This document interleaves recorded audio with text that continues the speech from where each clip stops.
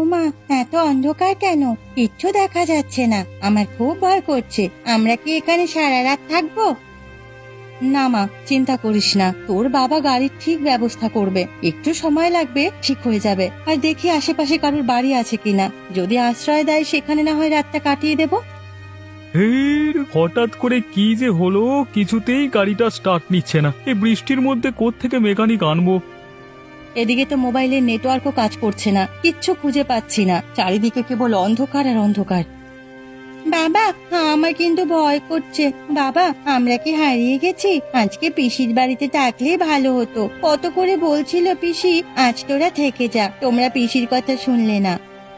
ঠিক বলেছিস মা, আজকে তোর পিসির বাড়িতে থাকলেই ভালো হতো, কিন্তু আমার যে কালকে সকালে অফিস আছে। শহর এখান থেকে খুব বেশি দূরে না, কিন্তু এই ঝড় বৃষ্টির মধ্যে কেউ রাস্তায় নেই, আশেপাশে কাউকে দেখাও যাচ্ছে না। একটা বাড়িও দেখা যাচ্ছে না। হয়তো কাছে কোনো গ্রাম আছে, কিন্তু এই অন্ধকারে খুঁজে পাওয়া কঠিন। আমি ভয় পাচ্ছি মা, ভূত আসবে না তো? আরে না মা, ভূত বলে কিছু নেই। আমরা সবাই একসাথে আছি না? এখন যদি একটা লোকও এসে সাহায্য করত, অন্তত একটা ফোন করতে পারতাম। আমাদের গাড়ির মধ্যে থাকাটাই এখন সবচেয়ে নিরাপদ। বাইরে ঝড় অনেক বেশি বেড়ে গেছে। এই ঝড় বৃষ্টির রাতে কোথায় যাব? চারিদিকে অন্ধকার। আজকে মনে হয় শহরে যেতে পারবো না। এই লাবণী, দেখো, ওই দূর থেকে মনে হচ্ছে আলো দেখা যাচ্ছে, খুব সামান্য আলো, বুঝলে? চলো তো। তাই তো মনে হচ্ছে। লাবণী, মেয়েকে গাড়ি থেকে নামাও তো, একবার গিয়ে দেখি।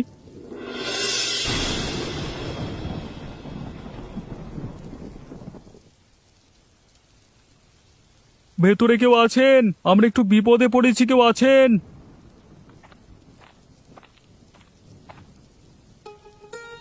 কে তোমরা বাবা? এই ঝড় বৃষ্টির রাতে ভিজে একাকার হয়ে গেছো। এই ঝড় বৃষ্টির রাতে কেউ রাস্তায় থাকে নাকি? বুড়িমা, আমাদের গাড়িটা নষ্ট হয়ে গেছে, আশেপাশে কিছুই পাচ্ছিলাম না, দূর থেকে আলো দেখে এখানে এসেছি। একটু আশ্রয় পাবো? এসো বাবা, এসো, ঘরে এসো। বাইরে দাঁড়িয়ে আছো কেন? মেয়েটার অবস্থা দেখো, কেমন কাঁপছে। আপনার খুব দয়া বুড়িমা, তা না হলে এই রাতে আমরা খুব বিপদে পড়তাম। ও দিদিমা, তুমি খুব ভালো। তাই নাকি? ও গোপাল, কোথায় গেলি? দেখ বাড়িতে কারা এসেছে। আপনার নাতি, আপনার ছেলে বৌমা কোথায়? তাদের দেখছি না তো। কি আর বলবো দুঃখের কথা, 2 বছর আগে আমার ছেলে বৌমা একসাথে অ্যাক্সিডেন্ট করে মারা গেছে। নাতিটা আমার প্রাণে বেঁচে গেছিল। ওর মুখ দেখে আমি এখনো বেঁচে আছি। খুবই কষ্টের ব্যাপার বুড়িমা, এইসব কথা এখন থাক। কারা এসেছে দিদিমা? এরা তোর কাকা কাকি হয় গোপাল, আর এই মেয়েটা তোর বোন। বোন, আমি তোমার সাথে খেলবো। তুমি আমার দাদা। ওমা, আমি দাদার সাথে খেলবো। বেশ, খেলিস। অনেক রাত হয়েছে, তোমরা শুকনো জামা কাপড় পরে নাও, আমি খেতে দেব। তোমাদের অনেক ক্ষুধা লেগেছে। আজ আমি ইলিশ কচুর ঝোল রান্না করেছি। গরম ভাতের সাথে ইলিশ কচুর ঝোল যে কি স্বাদ!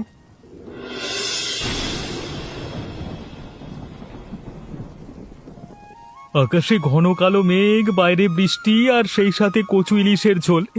এই গরম ভাতের সাথে কি যে মজা, এই যেন অমৃত। বুড়িমা, এমন স্বাদের খাবার আগে কখনো খাইনি। বাবা, তোমার কথা শুনে প্রাণটা জুড়িয়ে গেল।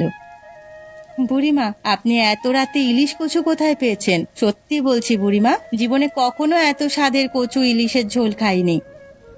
আমি মানুষের বাড়ি কাজ করে যা টাকা পাই, সেই টাকা দিয়েই কিনেছিলাম।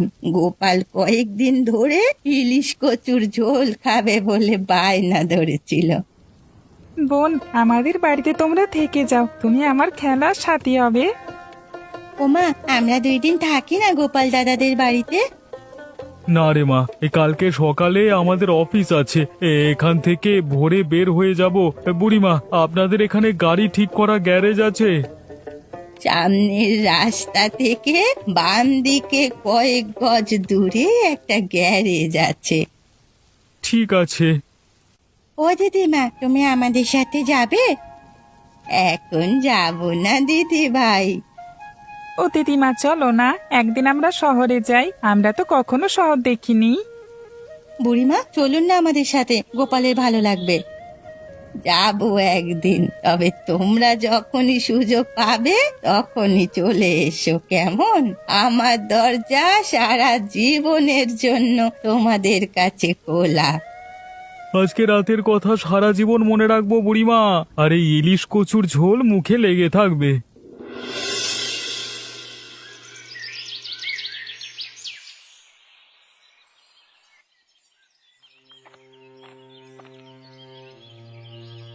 ও বিমল কাকা, আমার দিদিমার খুব অসুখ, আজকে কাজ করতে আসতে পারবো না। 2 দিন পর পর যে তোমার দিদিমার কি হয় কে জানে, কাজ করতে না আসার ধান্দা। ঠিক বলেছো গিন্নি, গোপাল মিথ্যে কথা বলছে। আমি মিথ্যে বলছি না, বিশ্বাস না হয় তোমরা দেখে আসতে পারো। না না, আমরা দেখতে যাচ্ছি না। এই গোপাল, আজকে বাড়ির সব কাজ তুই করবি, নইলে একদিনের মাইনে কাটা যাবে, একদিনের পয়সা পাবি না। এই কাজ করবার আগে আমার পা টিপে দে তো গোপাল। আমার দিদিমার অনেক অসুখ, আজকের দিনটা আমাকে মাফ করে দিন, আমাকে যেতে দিন। তোর সাহস তো কম না, মুখের ওপর কথা বলছিস। বাড়ির সব কাজ করবি, তারপর রান্না করে তারপর বাড়ি যাবি, চত্ব সব। হ্যাঁ, রান্না করে বাড়ি যাবি। তোর দিদিমার ইলিশ কচুর ঝোল খুব ভালো রান্না করে, তুই আজ ইলিশ কচুর ঝোল রান্না করবি।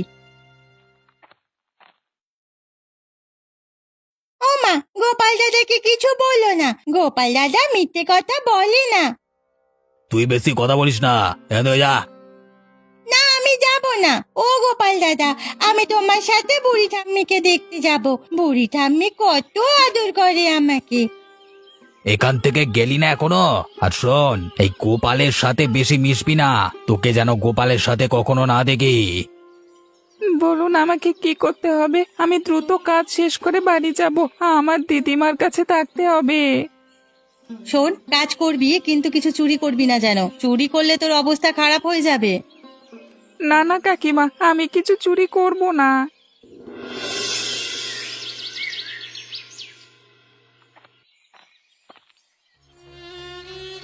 দিদিমা, দিদিমা কি হলো? সবাই এখানে কেন? দিদিমা তোমার কি হয়েছে? এই দিক দিয়ে হেঁটে যাচ্ছিলাম, দেখলাম বাড়ির সামনে তো দিদিমা পড়ে আছে, কাছে গিয়ে দেখলাম মারা গেছে। তা তুই কোথায় ছিলিস? না না, এটা হতে পারে না, আমি তো বিমল কাকাদের বাড়িতে গেছিলাম কাজ করতে, ওরা আমাকে আসতে দেয়নি, বাড়ির সব কাজ করিয়ে তারপর ছেড়েছে। এটা তো ঠিক করেনি, বাচ্চা ছেলেটাকে দিয়ে কি এভাবে কাজ করায় নাকি? ছেলেটা দিদিমায়ের অসুখ, তা ওরা ছাড়েনি, এমন নিষ্ঠুর হয় কি করে বাপু? দিদিমা, তুমি ছাড়া এই জগতে আমার কেউ নেই, এখন আমার কি হবে? তোমাকে ছেড়ে আমি কিভাবে থাকবো? ছেলেটার জন্য খুব খারাপ লাগছে। বুড়ি তো গেল, কিন্তু বাচ্চা ছেলেটার কি হবে? বুড়ির কোনো আত্মীয় স্বজনও নেই যে তার বাচ্চা ছেলেটা থাকবে। গোপাল দাদা, কি হয়েছে গো? বুড়ি ঠাম্মি কথা বলছে না কেন? ও গোপাল দাদা, আমাকে ছেড়ে আমার দিদিমা চিরদিনের মতো চলে গেছে, আর কোনোদিন ফিরে আসবে না। গোপাল আর কান্নাকাটি করিস না, কি আর হবে বল, সবাই তো সারা জীবন বেঁচে থাকে না, তো দিদিমার মানে দাহের ব্যবস্থা করতে হবে তো। ও গোপাল দাদা, তুমি ভেবো না, তুমি এখন থেকে আমাদের বাড়িতে থাকবে। চলো চলো, সবাই মিলে বুড়ির দায়ের ব্যবস্থা করে ফেলি। চলো চলো, তাতেই চলো। খেতে বসলেই বুড়িমার কথা মনে পড়ে। সেদিন রাতে বুড়িমা যদি আমাদের আশ্রয় না দিত, কি যে বিপদে পড়তাম। হ্যাঁ গো, বুড়িমার কথা খুব মনে পড়ে। তুমি একদিন বুড়িমার খোঁজ নিয়ে এসো না। বাবা, আমিও যাব তোমার সাথে, ওইখানে গোপাল দাদা আছে। বুড়িমার সেই ইলিশ কচুর ঝোল আজও মুখে লেগে আছে। শুক্লা, খাচ্ছিস না কেন? তুই চুপচাপ বসে আছিস। আমাকে খাইয়ে দাও মা। বুঝতে পেরেছি, মায়ের হাতে খেতে চাস, আচ্ছা খাইয়ে দিচ্ছি। সবাই মিলে একসাথে খাওয়ার মজাই আলাদা। সপ্তাহে ছুটির দিনটার দুপুরে সবাই একসাথে খেতে পারি। হ্যাঁ গো, ঠিকই বলেছ। আমি একটা কথা বলতে চাইছিলাম। কি বলতে চাও বলো? তুমি যদি অনুমতি দাও তাহলে 5 বছর হলো বাবার বাড়ি যাওয়াই হয় না। কি মজা, কি মজা, মামার বাড়ি যাব। বেশ তো, যেও। মেয়েটা মামার বাড়িতে যাবে বলে কত খুশি। তুমি সত্যি বলছো? হ্যাঁ গো গিন্নি, হ্যাঁ, ভাবছি বুড়িমাকে দেখতে যাব। বুড়িমার জন্য একটা শাড়ি আর গোপালের জন্য একটা জামা নিয়ে যাব। খুব ভালো সিদ্ধান্ত নিয়েছো। লাবণী, অফিসে বস ফোন দিয়েছে, তোমরা খাওয়া শেষ করো, আমি কথা বলে আসছি।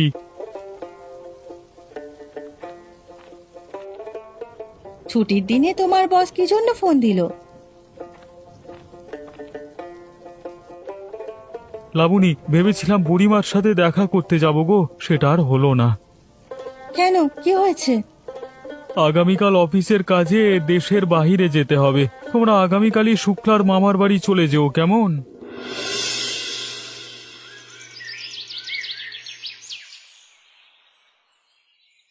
গেনে গেনে শুনছো, এদিকে এসো।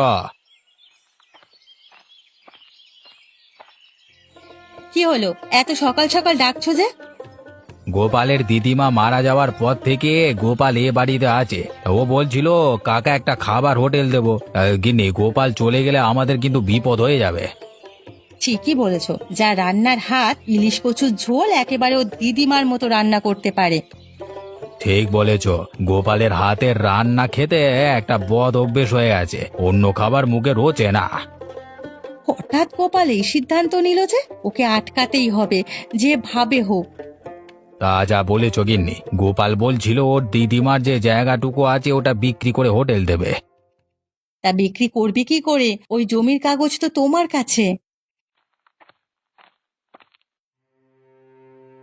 তোমরা কি নিয়ে আলোচনা করছো? গোপাল দাদাকে নিয়ে কোনো বদমতলব করছো না তো? তোর আমাদের মধ্যে কথা বলবার সাহস হয় কি করে রে? আর এই গোপালের হয়ে কথা বলবার তুই কে রে? বড়দের মধ্যে তোকে কথা না বলতে বারণ করেছিলাম না? মা, আমি বড় হয়েছি, এখন আমার বয়স 18 বছর। গোপাল দাদাকে সারাদিন কাজ করিয়ে নাও, ঠিক মতো খেতে দাও না। আমি সব জানি মা, এখন থেকে আমি আর এসব অন্যায় তোমাকে করতে দেব না। তুই বেশি কথা বলছিস, এত কথা বলা ভালো না। আমি এখান থেকে এখন চলে যাচ্ছি, তবে গোপাল দাদার সঙ্গে তোমরা আর খারাপ কিছু করতে পারবে না। মেয়েটা বড্ড বেশি কথা বলে, সে যা বলে বলুক, আমরা কিছুতে গোপালকে হোটেল খুলতে দেব না। ঠিক বলেছ।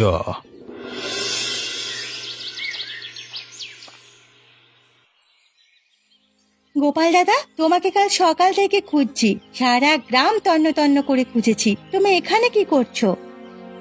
বোন, তুই আমাকে কেন খুঁজছিস? তুই আমার সাথে কথা বলছিস, কাকা কাকি জানতে পারলে খুব করে বকবে কিন্তু।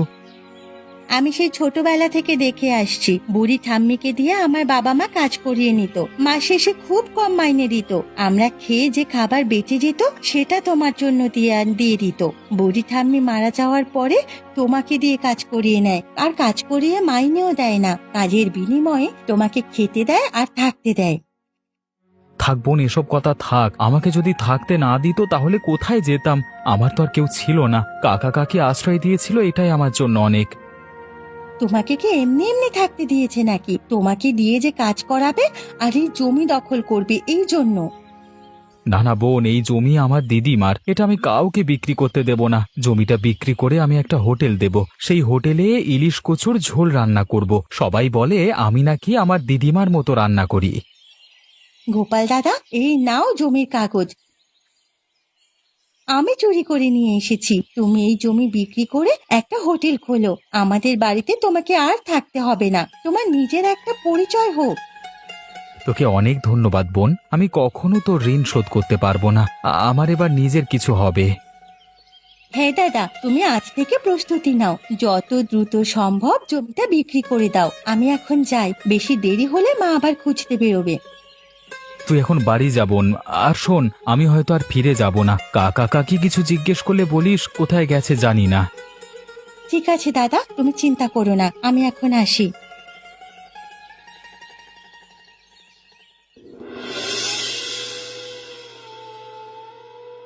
বাবা, আমাদের কলেজে রান্না প্রতিযোগিতা হবে, আমি ভাবছি অংশগ্রহণ করব।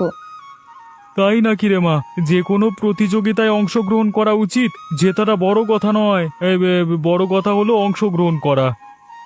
কি রান্না করতে হবে আগে থেকে ভালো করে প্র্যাকটিস করে নিস। তা কবে হবে প্রতিযোগিতা?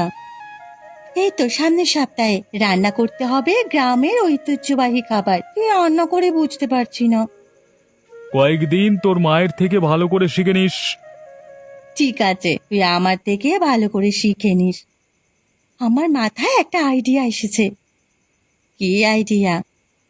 তোমার মনে আছে 10 বছর আগে ঝড় বৃষ্টির রাতে এক দিদিমা ইলিশ কচুর ঝোল রান্না করে খেতে দিয়েছিল? হ্যাঁ, মনে পড়েছে, কিন্তু বুড়িমার মতো করে কি তুই রান্না করতে পারবি? তারপর থেকে তো কয়েকবার বুড়িমার বাড়ি যেতে চেয়েছিলাম, কিন্তু আর যাওয়া হয়নি। বাবা, এবার সত্যি সত্যি চলো, আমি রান্নাটা ভালো করে শিখে আসি। কিন্তু বুড়িমা কি জীবিত আছে রে? সে যাই হোক, চলো না আমরা যাই। ঠিক আছে, যাব। এবার আর ভুল হবে না, সত্যিই যাব। আচ্ছা বাবা, তাহলে আমরা যাচ্ছি।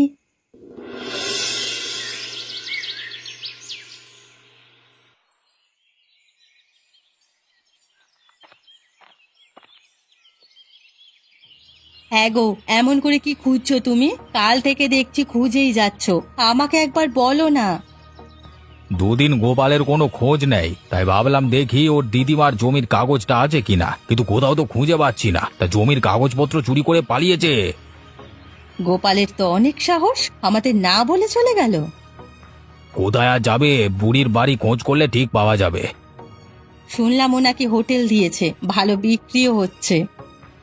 বিক্রি ভালো হবে জানা কথা, রান্নাটা বুড়ির থেকে ভালো রপ্ত করেছে। হ্যাঁ, তা ঠিক বলেছ। গোপালের হাতে রান্না খেয়ে খেয়ে এমন অবস্থা হয়েছে যে অন্য রান্না আর মুখে রোচে না। তনু কোথায় গেছে দেখো তো। জানি না, আজকাল হঠাৎ হঠাৎ উধাও হয়ে যায়। সকালে ঘুম থেকে উঠে যে কোথায় গেল। গোপাল কাজটা একদম ঠিক করেনি, ওকে কোনোভাবে ব্যবসা করতে দেওয়া যাবে না। আমাদের বাড়িতে আবার ফিরিয়ে আনবো। হ্যাঁ, ওকে ফিরিয়ে আনতে হবে। বিনা পয়সায় কাজের লোক আর কোথায় পাবো? গোপাল ছিল তাই আমাদের রক্ষে হয়েছে। 10 বছর ধরে বিমলকে আমরা আটকে রেখেছি, ওকে কেউ না কেউ সাহস দিয়েছে, তা না হলে একা একা ওর পক্ষে হোটেল দেওয়া সম্ভব না। তুমি একদম ঠিক বলেছ। আমার মনে হয় ওর পেছনে তনু আছে। ভাবছি গোপালের হোটেলে যাব। গোপাল দাদা, তোমার হোটেল শুরু থেকেই তো ভালোই চলছে, তুমি এবার সামলে নিও। আমি আর রোজ রোজ আসবো না। না রে বোন, তোর আর আসতে হবে না। তুই আমার অনেক উপকার করেছিস। তুই পাশে না থাকলে হয়তো আমার হোটেল দেওয়া হতোই না। এটা না করলে নিজেকে কখনো ক্ষমা করতে পারতাম না। আপনারা ভেতরে আসুন। হ্যাঁ, আসি আসি। হে, কয়েকদিনে তোর হোটেলে রান্না খেয়ে বাড়িতে আর খেতে ইচ্ছে হয় না। তাই বৃষ্টির দুপুরে কি রান্না হলো রে গোপাল? ইলিশ কচুর ঝোল করেছি। আহ, তোর হাতের ইলিশ কচুর ঝোল যেন অমৃত। এই রান্না তুই কোথায় শিখেছিস গোপাল? আমার দিদিমার কাছ থেকে শিখেছিলাম কাকা। ও গোপাল দা, ইলিশ কচুর ঝোল আর নেই? তুই খদ্দের সামলা, আমি দ্রুত রান্না করছি। ঠিক আছে দাদা। আজকে অনেক বেচা কেনা হয়েছে, তুই এবার বাড়ি যা, কাকা কাকি রাগ করবে। হ্যাঁ দাদা, যাবো। আর একটু দেখি কেউ আসে নাকি। বসতে পারিস, তবে বেশিক্ষণ না। দাদা, কেনা বেচা তো ভালোই হচ্ছে। এবার তুমি একজন লোক রাখতে পারো। একা একা ব্যবসা সামলানো খুব কঠিন। হ্যাঁ রে বোন, একদম ঠিক। একজন লোক রাখতে হবে। ব্যবসা ভালো চললে একটা থাকবার ঘরও বানাতে হবে। আমার তো থাকবার জায়গা নেই, এই হোটেলেই রাত কাটাতে হয়। দাদা, আজ মনে হয় আর কেউ আসবে না। আমাকে এবার যেতে হবে, কাল থেকে আর হয়তো আসা হবে না। তুই বাড়ি যা, আমার জন্য অনেক করেছিস, এবার আমাকে সামলাতে হবে। আসি দাদা। আচ্ছা।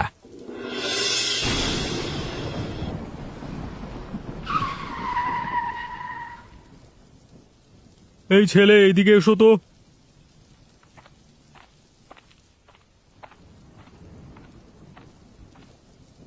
বলুন কাকা। এখানে ভাত হবে?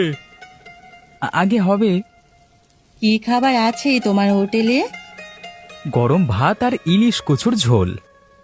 বাহ, দারুণ! মেঘলা আকাশ, ঝমঝম করে বৃষ্টি, এমন দিনে গরম ভাত আর ইলিশ কচুর ঝোল। আমরা ঠিক 10 বছর আগে এক ঝড় বৃষ্টির রাতে এই গ্রামে এসেছিলাম। এক বুড়িমা আমাদের গরম ভাতের সাথে ইলিশ কচুর ঝোল রান্না করে খেতে দিয়েছিল। বাবা, তুমি বলতে পারো সেই বুড়িমার খবর? বুড়িমার একজন নাতি ছিল, তার নাম গোপাল। আমি সেই গোপাল। আমার দিদিমা 10 বছর আগেই মারা গেছে। তুমি গোপাল দাদা? আমরা একদম তোমাকে চিনতে পারিনি। দিদিমার জন্য খুব খারাপ লাগছে। 10 বছর পর আবারও ইলিশ কচুর ঝোল। আপনাদের আমি চিনতে পেরেছি, আমার সব মনে পড়েছে। আপনারা বসুন।